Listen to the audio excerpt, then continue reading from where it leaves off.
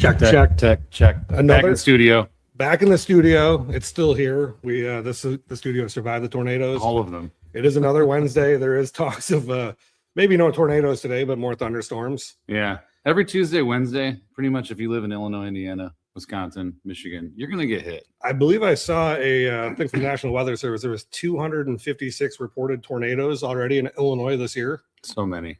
And there's been maybe the last 2 or 3 years talk about Tornado Alley adjusting, and now Illinois seems to be the hot spot, which I am, no cartographer or a geographic expert, but we do have a very large freshwater body of water here. Yeah. Maybe pulls up that, I don't know. Evidence is working. Evidence-based psychology or whatever. Oh, perfect. What are we talking about today, Town? What do we talk about first? Want to talk about something fun? Maybe a little U.S. Open. Yeah.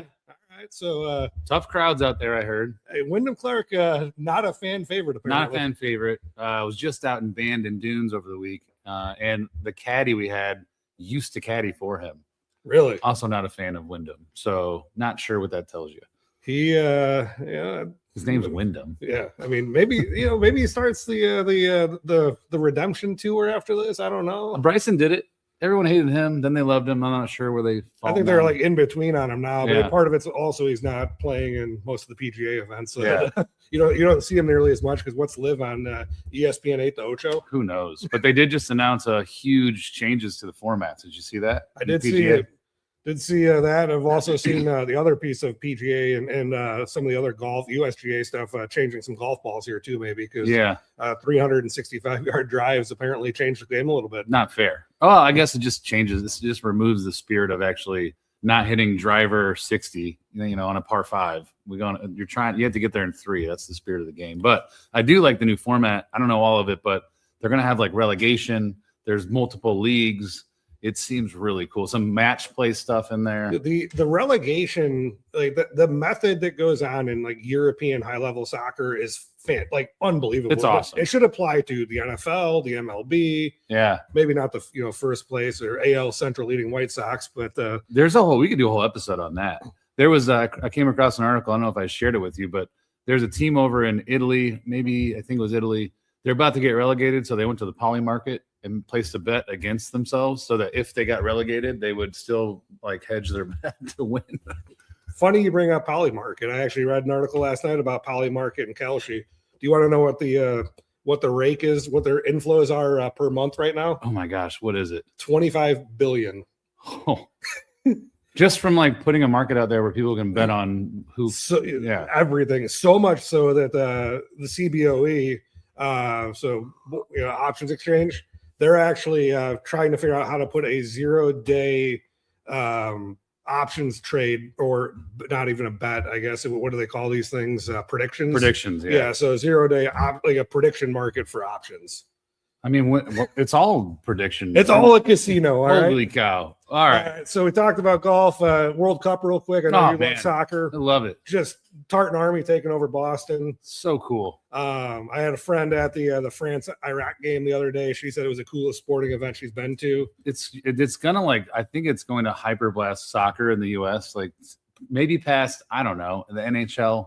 Who knows? Never baseball. I think soccer, I mean, we know it's a worldwide sport 10 times out of American football, of regular football. Oh, yeah. So, like I said, it's been interesting to see who you got taking it all at this point. I mean, it's hard to argue with the way Messi and Argentina are playing. Awesome. Spain also. It could be anybody, but I like the sleeper. I like Uruguay.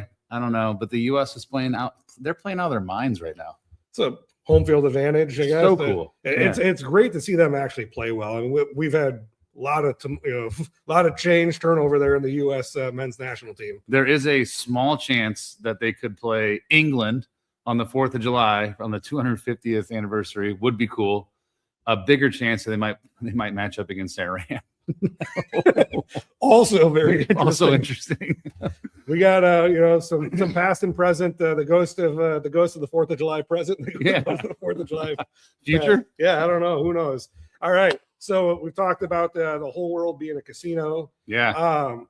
Let's talk about credit cards, Adam. Yeah. Also a casino where you lose. It is the house. The house always has an edge in these, and we're starting to see credit card balances creep up to record levels again.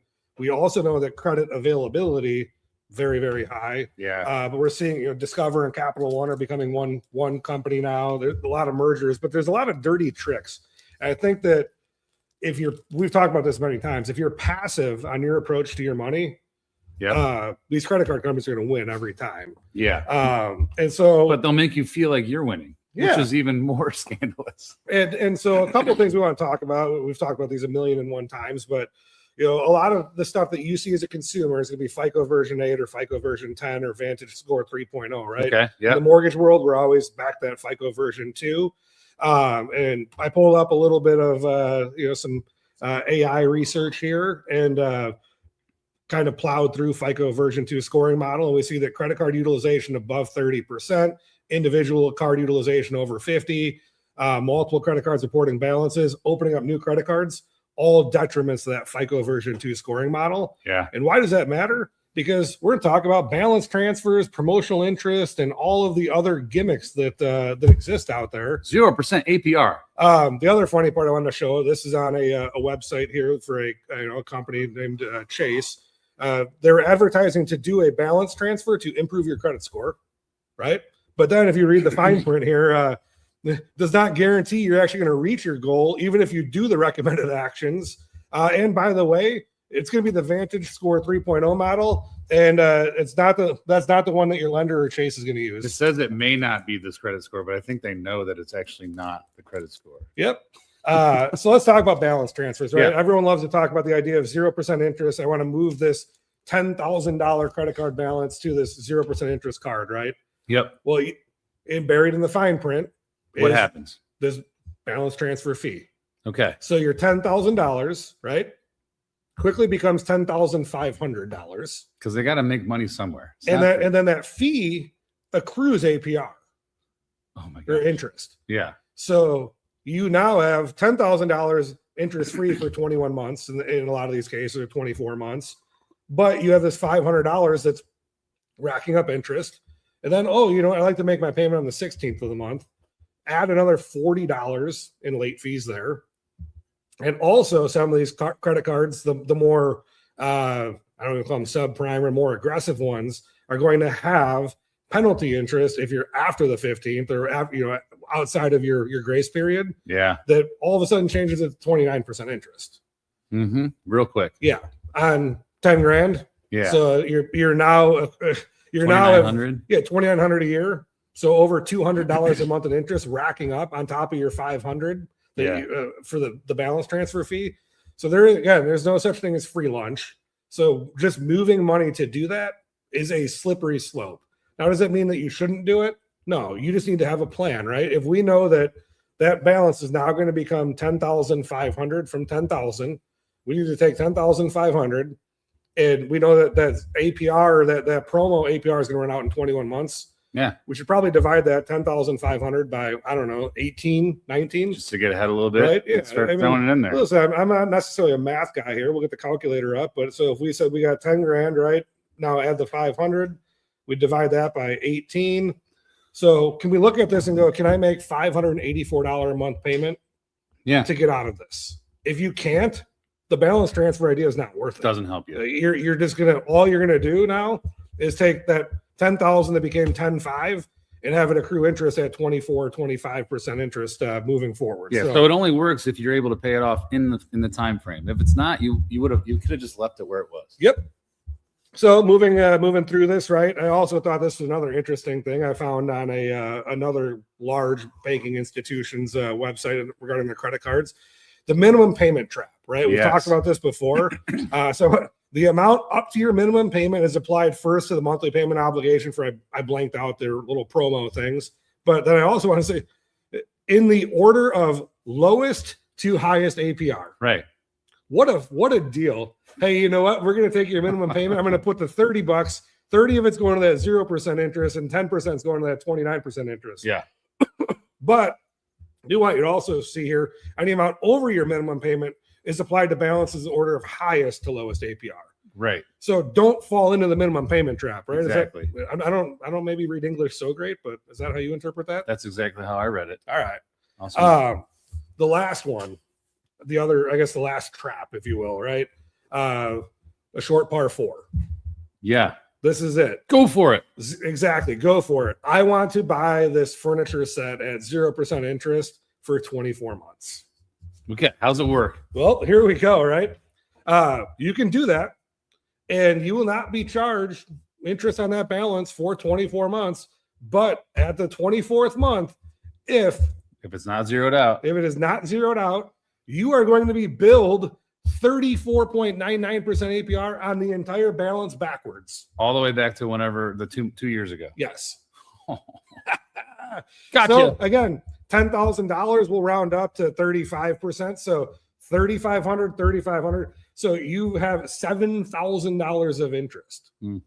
If my math works out on that. Sure does. All right. So now that furniture set went from costing you 10 grand. Is that even 17,000? Let me ask this. So if let's just say you had $100 left on the balance, does it go to is it still at 3,500 or is it like $35? Goes all the way up. Oh my gosh. What a trap. You can read through, like, again, in this case, if you read through all of their fine print, it goes the entire promotional balance, not average daily.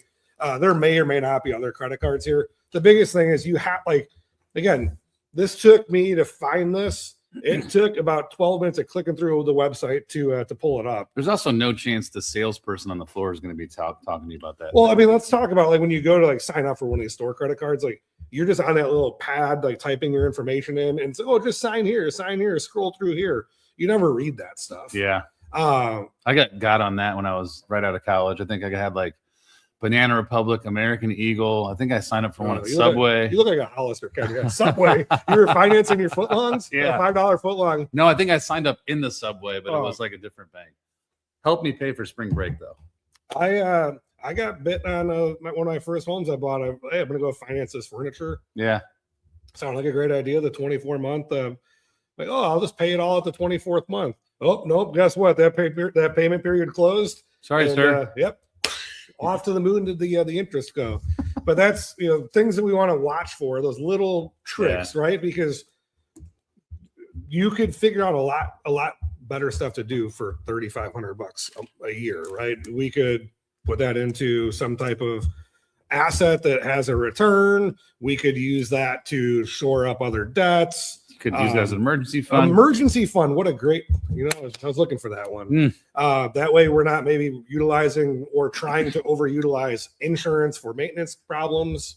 What else we got? Is that it? That's it. Make good decisions. Read the fine print. Ask for help. That asking for help while you can still get help is very, very important. I promise you that we see a very prominent bankruptcy attorney that advertises on the side of 294 frequently. It calls it bankruptcy. They'll make you feel like they're your friend. Mm-hmm. Understand that you're putting yourself in a position at that point to be in the penalty box, if you will, from future credit for any given amount. It could be 7 a to 10 year, years, a year to 10 years at that point. So they're going to make you feel real good doing that. Yeah.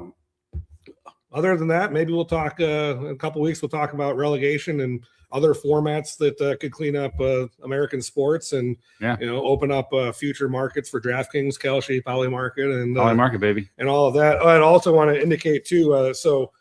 Things that don't apply to your 0% promo rate. As I was reading through some of these, what is it?